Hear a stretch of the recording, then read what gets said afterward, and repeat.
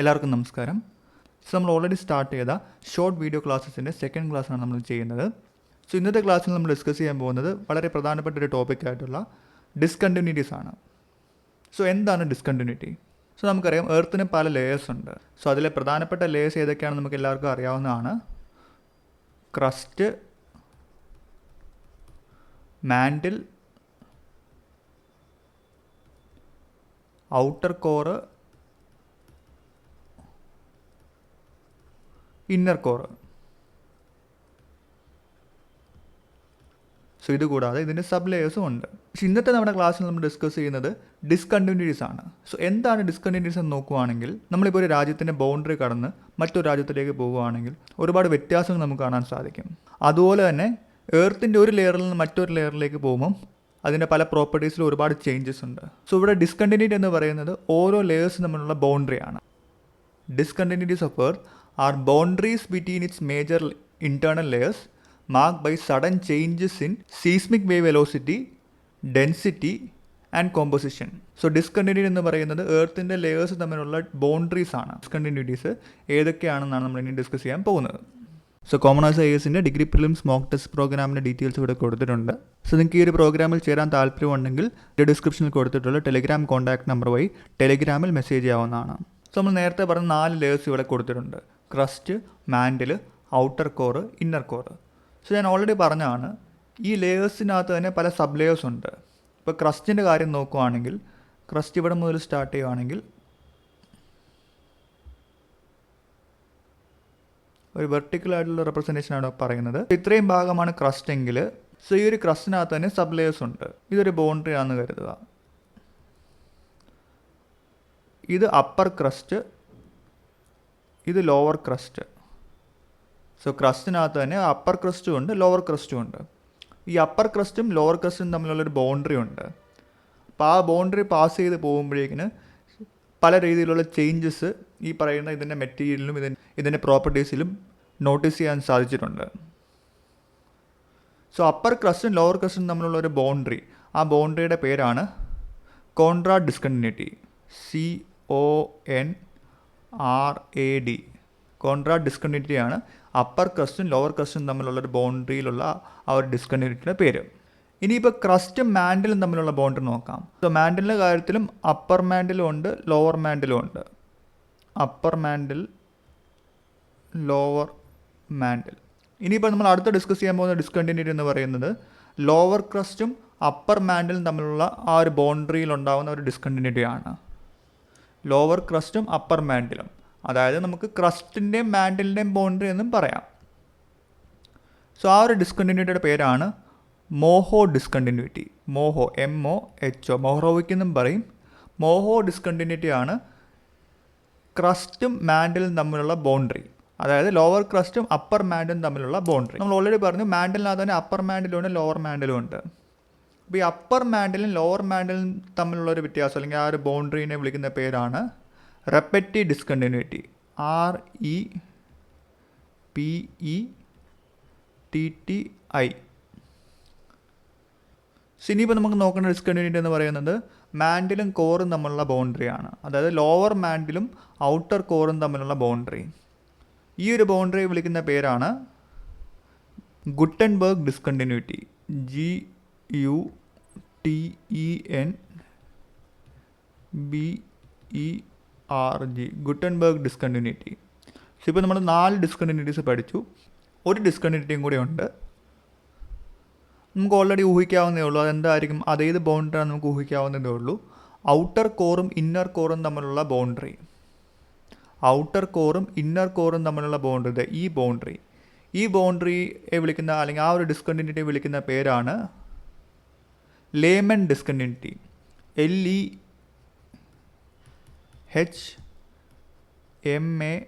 LEHMANN, layman discontinuity എന്നാണ് outer കോറും inner കോറും തമ്മിലുള്ള boundary ഉള്ള ഒരു ഡിസ്കണ്ടിന്യൂറ്റിയെ വിളിക്കുന്ന പേര്.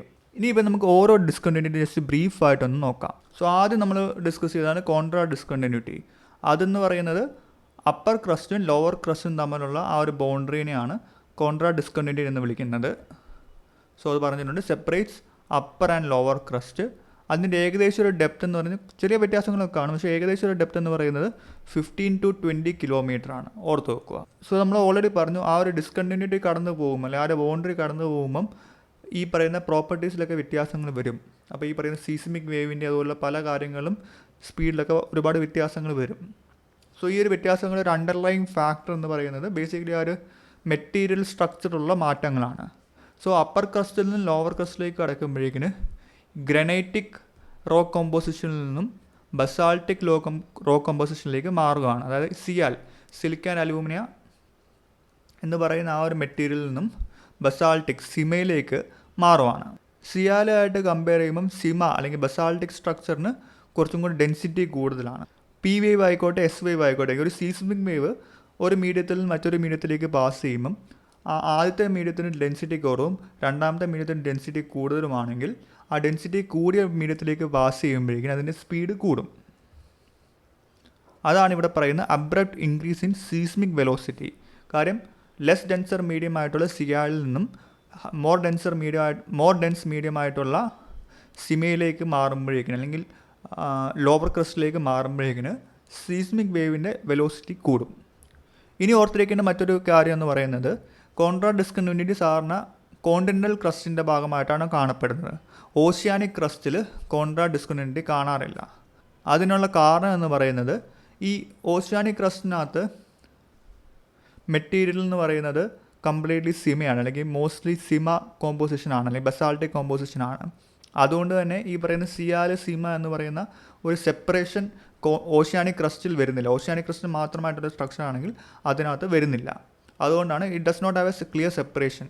അതുകൊണ്ട് തന്നെ ഈ പറയുന്ന ഡിസ്കണ്ടിന്യൂറ്റി അല്ലെങ്കിൽ മെറ്റീരിയൽ പ്രോപ്പർട്ടീസിലും സീസ്മിക് വേവിൻ്റെ വെലോസിറ്റിയിലുമുള്ള ഒരു ഡിഫറൻസ് അല്ലെങ്കിൽ ഇൻക്രീസ് അവിടെ കാണാൻ സാധിക്കത്തില്ല. ഇനിയിപ്പോൾ നമ്മൾ അടുത്ത് ഡിസ്കസ് ചെയ്യുന്നത് ഡിസ്കണ്ടിന്യൂറ്റി അല്ലെങ്കിൽ മൊഹറോവിക് ഡിസ്കണ്ടിന്യൂറ്റി ആണ് അടുത്ത് നമ്മൾ ഡിസ്കസ് ചെയ്യുന്നത്. സോ നമ്മൾ ഓൾറെഡി പറഞ്ഞു അത് ലോവർ ക്രസ്റ്റും അപ്പർ മാൻഡിലും തമ്മിലുള്ള ബൗണ്ടറിയാണ്. ലോവർ ക്രസ്റ്റും അപ്പർ മാൻഡിലും, അതായത് ക്രസ്റ്റും മാൻഡിലും തമ്മിലുള്ള ബൗണ്ടറി ഏതാണെന്ന് ചോദിക്കുകയാണെങ്കിൽ അത് ഡിസ്കണ്ടിന്യൂറ്റി തന്നെയാണ്. അവിടെയും ഈ പറയുന്ന മെറ്റീരിയൽ ചേഞ്ച് വരുന്നുണ്ട്. അതായത് ലെസ് ഡെൻസർ മെറ്റീരിയലിൽ നിന്നും മോർ ഡെൻസർ മെറ്റീരിയലിലേക്കാണ് മാറുന്നത്. അങ്ങനെ വരുമ്പോൾ സീസ്മിക് വേവിൻ്റെ വെലോസിറ്റി ഷാർപ്ലി ഇൻക്രീസ് ചെയ്യുന്നുണ്ട്. അതായത് 6 km/s ചെയ്യുന്നത് അറൗണ്ട് 6 to 6.5 km/s ചെയ്യുന്നത് 8 km/s മാറുന്നുണ്ട്. സോ അതിൻ്റെ ഡെപ്ത് നോക്കുവാണെങ്കിൽ കോണ്ടിനെൻസിൻ്റെ കാര്യം നോക്കുവാണെങ്കിൽ അറൗണ്ട് 35 കിലോമീറ്റർ ഡെപ്തിലും, ഇപ്പോൾ ഓഷ്യാനിക് ക്രസ്റ്റിൻ്റെ ഭാഗം നോക്കുവാണെങ്കിൽ അറൗണ്ട് 8 km ഡെപ്തിലുമാണ് ഈ പറയുന്ന മൊഹറോവിക് ഡിസ്കണ്ടിന്യൂറ്റി കാണപ്പെടുന്നത്. ഇനിയിപ്പോൾ നമ്മൾ അടുത്ത ഡിസ്കണ്ടിന്യൂറ്റി ഡിസ്കസ് ചെയ്യുമ്പോൾ റെപ്പറ്റീവ് ഡിസ്കണ്ടിന്യൂറ്റി ആണ്. അത് നമ്മൾ ഓൾറെഡി പറഞ്ഞാണ്. അപ്പർ മാൻഡിൽ ലോവർ മാൻഡിൽ തമ്മിലുള്ള ബൗണ്ടറി അല്ലെങ്കിൽ ആ ഒരു സെപ്പറേഷനാണ് റെപ്പറ്റീവ് ഡിസ്കണ്ടിന്യൂറ്റി എന്ന് പറയുന്നത്. ഇനിയിപ്പോൾ നമ്മൾ അടുത്ത ഡിസ്കസ് ചെയ്യുന്നത് ഗുട്ടൻബർഗ് ഡിസ്കണ്ടിന്യൂറ്റി ആണ്. ഗുട്ടൻബർഗ് ഡിസ്കണ്ടിന്യൂറ്റി ഇമ്പോർട്ടൻ്റ് ആണ്.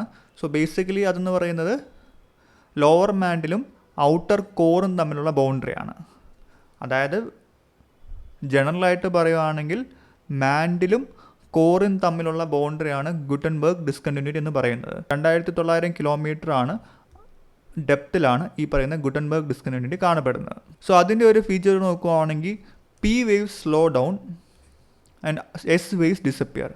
പി വേവ്സിൻ്റെ സ്പീഡ് കുറയും, എസ് വേവ്സ് കംപ്ലീറ്റ്ലി ഡിസപ്പിയർ ആവും. അതിനുള്ള കാരണം എന്താണെന്ന് ചോദിക്കുകയാണെങ്കിൽ സോ ഈ ലോവർ മാൻഡിലിൽ നിന്നും ഔട്ടർ കോറിലേക്കാണ് ആ ഒരു സെപ്പറേഷൻ വരുന്നത് അല്ലെങ്കിൽ വേവ്സ് ട്രാവൽ ചെയ്യുന്നത്. സോ ലോവർ മാൻഡിൽ എന്ന് പറയുന്നത് സോളിഡ് സ്റ്റേറ്റ് ആണ്. ഔട്ടർ കോർ എന്ന് പറയുന്നത് നമുക്ക് ഓൾറെഡി അറിയാം, അത് ലിക്വിഡ് സ്റ്റേറ്റ് ആണ്. സോ സോളിഡിൽ നിന്ന് ലിക്വിഡിലേക്കാണ് ഈ പറയുന്ന സീസ്മിക് വേവ്സ് പി വേവ്സും എസ് വേവ്സും ട്രാവൽ ചെയ്യുന്നത്. സോ സോളിഡ് എന്ന് പറയുന്നത് ലിക്വിഡിനേക്കാൾ ഡെൻസിറ്റി കൂടുതലാണ്. സോ ഒരു ഹയർ ഡെൻസിറ്റി കൂടുതലുള്ള മീഡിയത്തിൽ നിന്നും ഡെൻസിറ്റി കുറവുള്ള മീഡിയത്തിലേക്ക് ട്രാവൽ ചെയ്യുമ്പം തീർച്ചയായിട്ടും ഈ പറയുന്ന വേവ്സിൻ്റെ സ്പീഡ് കുറയുകയാണ് ചെയ്യുന്നത്. അതുകൊണ്ടാണ് പി വേവ്സ് സ്ലോ ഡൗൺ ചെയ്യുന്നത്. ഇനിയിപ്പോൾ എസ് വേവ്സ് അവിടെ കാണുന്നില്ല, അല്ലെങ്കിൽ എസ് വേവ്സ് അവിടെ ഡിസപ്പിയർ ആവുമെന്ന് പറയാൻ കാരണം എന്ന് പറയുന്നത് എസ് വേവ്സ് നമുക്കറിയാം സെക്കൻഡറി വേവ്സ് ആണ്. എർത്ത് വേവ്സിന് പ്രൈമറി വേവ്സ് പി വേവ്സും ഉണ്ട്, എസ് വേവ്സ് സെക്കൻഡറി വേവ്സും ഉണ്ട്. എസ് വേവ്സ് സോളിഡ് ആയിട്ടുള്ള മെറ്റീരിയലിലൂടെ മാത്രമേ അത് ട്രാവൽ ചെയ്യത്തുള്ളൂ. സോ ഇതിനു മുമ്പുള്ള എല്ലാം സോളിഡ് മെറ്റീരിയൽ ആയിരുന്നു, അതുകൊണ്ടാണ് ട്രാവൽ ചെയ്തിരുന്നത്. പക്ഷേ ഔട്ടർ കോറിലേക്ക് കടക്കുമ്പം അത് ലിക്വിഡ് ആയതുകൊണ്ട് എസ് വേവ്സ് അതിൽ കൂടെ പോകത്തില്ല, അതുകൊണ്ട് തന്നെ അത് ഡിസപ്പിയർ ആവും. S waves travels only through solid medium. So അതൊരു ഇമ്പോർട്ടൻറ്റ് പോയിൻ്റ് ആണ്, ഓർത്ത് വെക്കുക. ഇനിയിപ്പോൾ അടുത്ത അവസാനത്തെ ഡിസ്കണ്ടിന്യൂറ്റി ആണ് ലേമൻ ഡിസ്കണ്ടിന്യൂറ്റി. സോ അതെന്ന് പറയുന്നത് ഔട്ടർ കോറും ഇന്നർ കോറും തമ്മിലുള്ള ഒരു സെപ്പറേഷൻ അല്ലെങ്കിൽ ബൗണ്ടറി ആണ് ലേമൻ ഡിസ്കണ്ടിന്യൂറ്റി എന്ന് പറയുന്നത്. സോ ഇവിടെ പി വേവ്സ് സ്പീഡപ്പ് ആവും വീണ്ടും, അല്ലെങ്കിൽ അതിൻ്റെ വെലോസിറ്റി കൂടും. എസ് വേവ്സ് തിരിച്ചു വരും. വേവ്സ് സോളിഡിൽ കൂടെയാണ് പാസ് ചെയ്യുന്നത്. അപ്പം ഇന്നർ കോർ എന്ന് പറയുന്നത് സോളിഡ് സ്റ്റേറ്റിലുള്ള ഒരു ഏരിയ ആണ്, അതുകൊണ്ട് തന്നെ എസ് വേവ്സിന് അതിൽ കൂടെ ട്രാവൽ ചെയ്യാൻ സാധിക്കും. സോ ഇത്രയൊക്കെയാണ് നമ്മൾ ഈ ഒരു വീഡിയോയുടെ ഭാഗമായിട്ട് ഡിസ്കസ് ചെയ്തത്. ഇമ്പോർട്ടൻ്റ് ആയിട്ടുള്ളൊരു ഏരിയ ആണ്, കാരണം ജോഗ്രഫിയിൽ പലതവണ ചോദിച്ചിട്ടുള്ളൊരു സബ് ടോപ്പിക്കാണ്. അതുകൊണ്ട് നമ്മൾ വളരെ ഡീറ്റെയിൽ ആയിട്ട് ഇൻ ഡെപ്തിൽ ഇതിൻ്റെ സബ് ടോപ്പിക്, ചെറിയൊരു സബ് ടോപ്പിക് ആയിരുന്നിട്ട് പോലും ഇത്രയും ഇൻ ഡെപ്തിൽ നമ്മൾ പറഞ്ഞു പോയത്. നിങ്ങൾക്ക് ഒരു വീഡിയോ യൂസ്ഫുൾ ആയിട്ടുണ്ടെങ്കിൽ തീർച്ചയായിട്ടും ലൈക്ക് ചെയ്യുക, ഷെയർ ചെയ്യുക, സബ്സ്ക്രൈബ് ചെയ്യുക, നമ്മുടെ പ്രോഗ്രാംസൊക്കെ സപ്പോർട്ട് ചെയ്യുക. Thank you.